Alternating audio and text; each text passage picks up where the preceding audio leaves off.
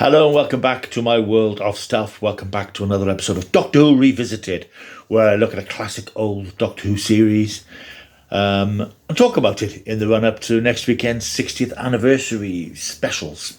I'm going to pick, for my Coli Baker story, what was to be the last story of the 22nd season of Doctor Who, and in fact, the last Doctor Who episode for about 18 months, because the show had been put on hiatus by Michael Grade, who was at the time the controller of BBC One, and he was no fan of Doctor Who or science fiction. I'm picking the story called Revelation of the Daleks by Eric Saward, and it features this bad boy. Sorry, Russell.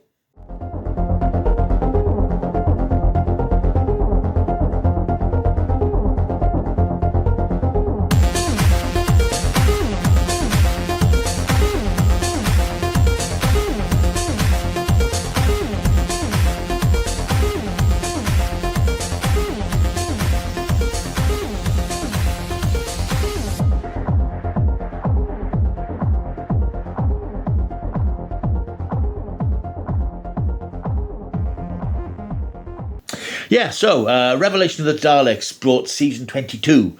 Quite a turbulent series for Doctor Who, brought it to a close. 13 45, 50-minute episodes that were screened on Saturday nights. This story got across its two episodes, 7.4 million and 7.7 million. So this wasn't a show that was struggling particularly. It still had a strong and determined core audience. This, of course, was at a time when a lot of television programs were getting 18, 19, 20 million.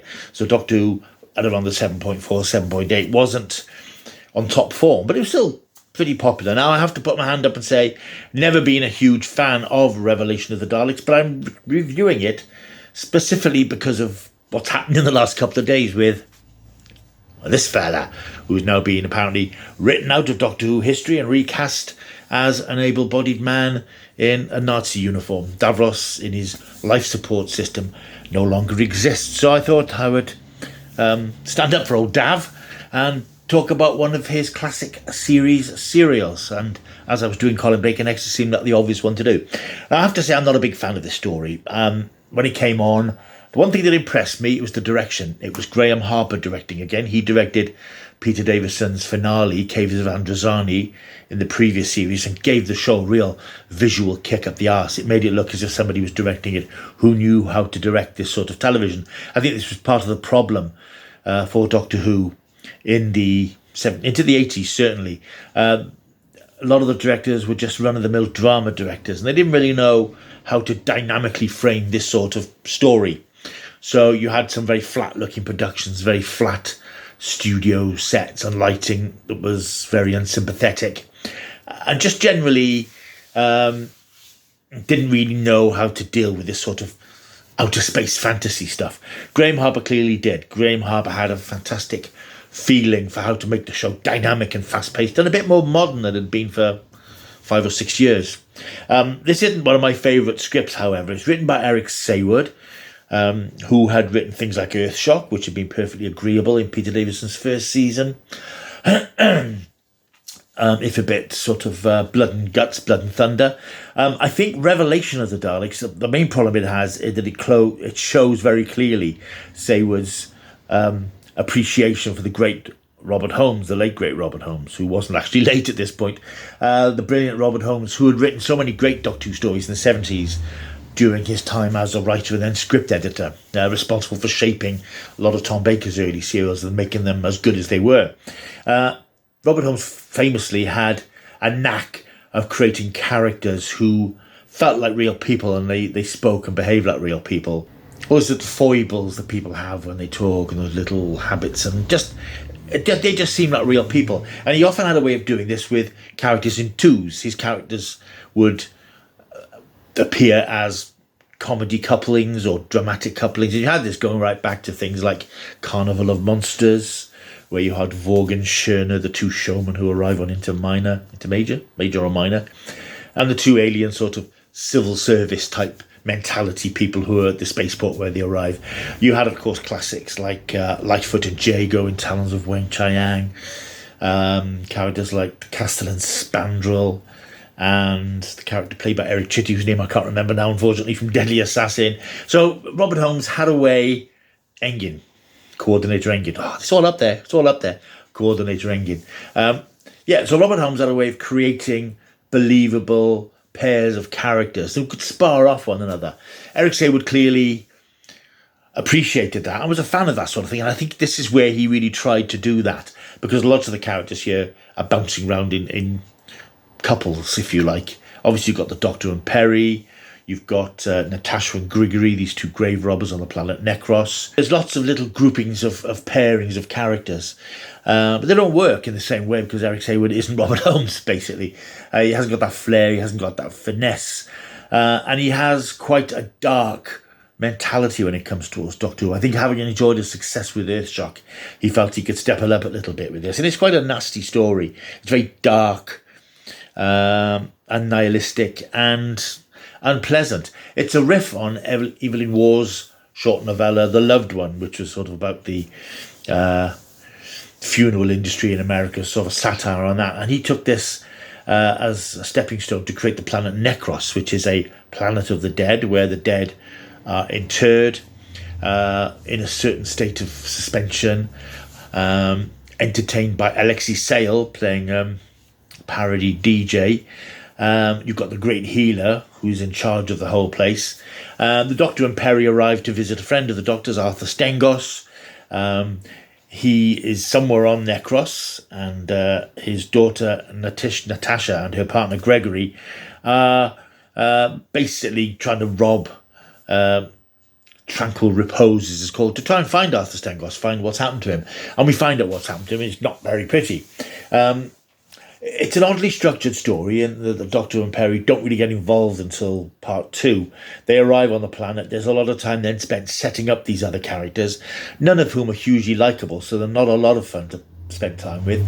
And then the Doctor and Perry sort of arrive at Tranquil Repose in the final minutes, where a very polystyrene statue of Coli Baker's Doctor falls on top of the Doctor. They then get more involved in the story when they actually get into Tranquil Repose. We discover that the Great Healer is, of course, this bad boy, Davros, and he is using the. It is a dark, nasty sort of story. Davros is using the dead bodies to create new race of Daleks. Basically, he's using the DNA and bodily material to create new Daleks, which is, a bit grim when you think about it. The whole story's got that sort of funereal feel about it because it's set in a funeral home. It's about death. Death suffuses the entire thing, really. And the Doctor and Perry get involved, but it's just very bleak and dark. And it sort of justifies Michael Grade's complaint about the series, beyond the fact he didn't like science fiction and Doctor Who, that the fact that the show was becoming a bit nasty and had lost its way as a sort of a fun, intelligent, imaginative family adventure series. It was becoming grim and depicting a universe that was almost too dark. As I say, coupled with the fact that the idea of creating these characters who black comedy characters, for me, didn't work and doesn't work watching it again. I didn't like, you had Clive Swift, never a big fan of Doctor Who, playing Mr. Jobel, the head embalmer. Jenny Thomasin as Tassa Becker, this young assistant embalmer who's obsessed with him, but he has no time for her. But it's just not very nice people being not very nice to one another for 2 45-minute episodes.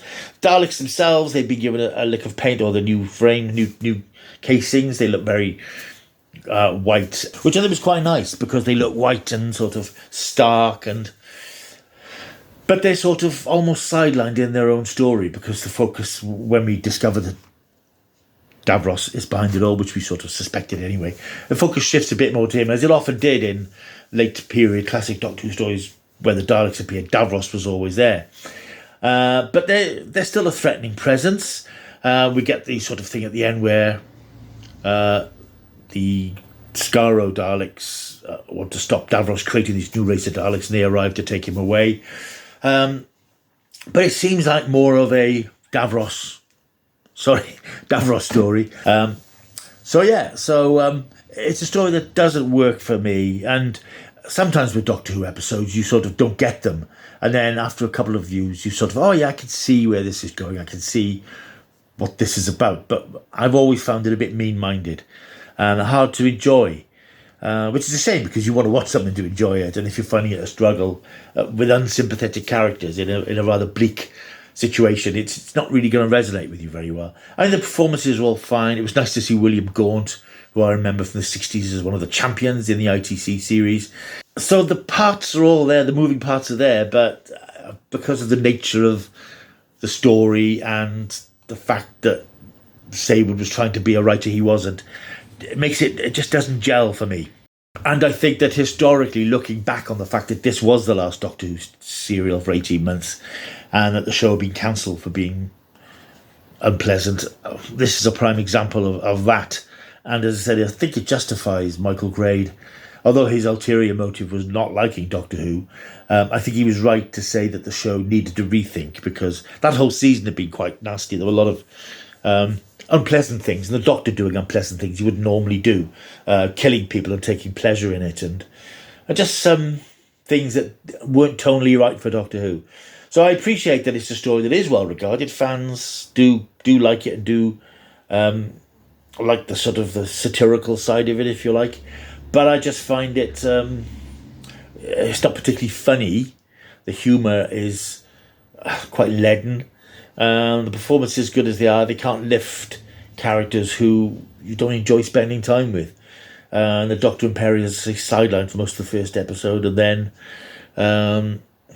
not having a great deal to do in the second half.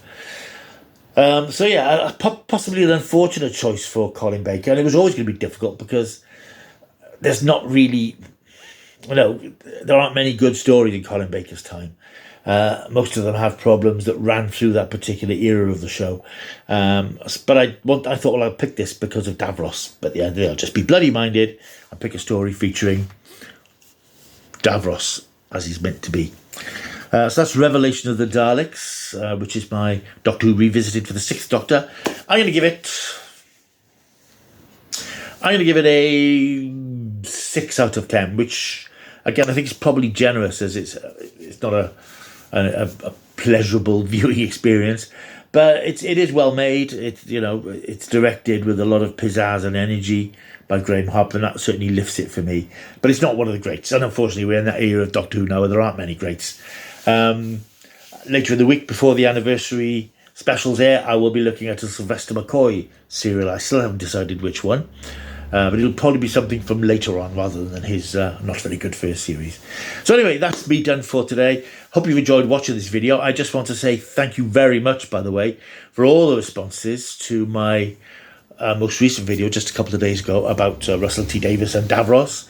That went down very well. I didn't expect it to go down that well, but I think I was one of the first to get a video up on that. That wasn't the point. I just wanted to vent and get the video up. But yeah, it's gone down very well. It's gave me a few new subscribers, which is always welcome. Thank you, welcome aboard. And thank you very much for the comments as well, most of which were very reasoned and tended to agree with me. Before going, I'll just go back to this subject for a moment. It certainly seems that most people have taken against Russell T Davies for this decision. Not just the decision, but the way it was delivered in this slightly pompous, this is, we stand by this, which is fine. You stand by a creative decision. And I think I mentioned in the last video that I'm a bit apprehensive about what's to come. And I still am, because this is the first thing Russell's done, I think, that I've really ever disagreed with in Doctor Who, fundamentally. Recreating the image of such a well-established character just seems a bonkers move for whatever reason. Especially on the reasons that he gives, which I don't think are valid, really. I don't think there's an association between... I mean, I'm not disabled, so I can only speak as the perspective of an outsider. But when part of the decision for doing this is based on the assumption that people look at disabled people and think they're bad people, they're evil people. That's not my experience. Not the experience of anybody I know who knows or is a disabled person. I don't think that that's ever been there, but I understand that the society we're in they take these things into account and go to extremes at sometimes, and I think that's what's happened here. So, but really, just thanks for everybody who commented, everybody who liked and subscribed. That was much appreciated, and it was very nice to get some positive feedback from that. So, thank you very much for that. I do appreciate it. So, yeah, why not like and subscribe if you found this video? Go back and look at my Russell T Davies bit, and let me know what you thought of Revelation of the Daleks. If you think it's a classic. A lot of people do. I say a lot of people do, but it doesn't really work for me. It's not quite my image of Doctor Who, if you like. Anyway, I better go now. I'll see you soon until I do. Oh yeah, like, subscribe, leave a comment down below, blah, blah, blah. I'll see you soon until I do. Keep taking the stuff.